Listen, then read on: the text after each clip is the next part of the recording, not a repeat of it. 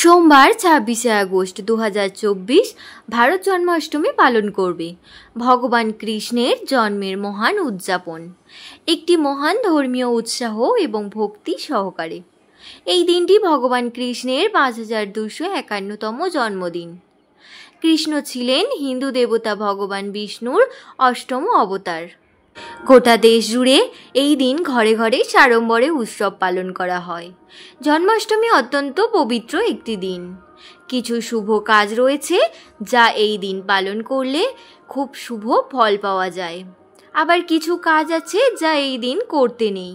এই বিশেষ দিনে কিছু টোটকা রয়েছে, তা যদি পালন করা হয় তাহলে জীবনে নানা দিকে উপকৃত হওয়া যায়। জন্মাষ্টমীর দিন অবশ্যই গোপাল বা রাধাকৃষ্ণকে দুধ, সাদা চন্দন, গোলাপ জল এবং গোলাপের পাপড়ি দিয়ে অভিষেক করান। আমি তনুশ্রী, আর ব্লগার উইথ তনুর পরিবারে আপনাদের সকলকে স্বাগত। আশা করছি আপনারা সকলেই ভগবানের আশীর্বাদে অনেক ভালো আছেন। এই দিন অবশ্যই ভোরবেলা ঘুম থেকে উঠে স্নান করতে হয়। জলে সামান্য কালো তিল মিশিয়ে স্নান করুন। এই দিন স্বামী স্ত্রী একসঙ্গে কোনো রাধা কৃষ্ণের মন্দিরে রূপোর বাঁশি অর্পণ করুন। আর তা যদি আপনারা না পারেন তাহলে অবশ্যই আপনাদের সামর্থ্য মতো একটা কাঠের বাঁশি অর্পণ করুন, যাতে করে স্বামী ও স্ত্রীর মধ্যে সম্পর্ক অটুট হয়।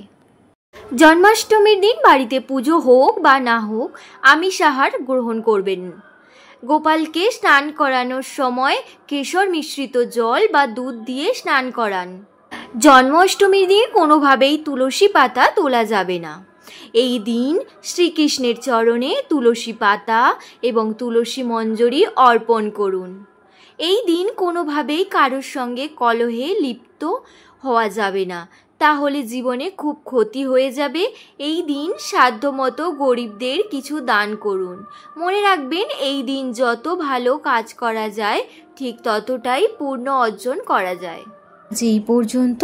আপনারা সকলেই ভালো থাকবেন, সুস্থ থাকবেন।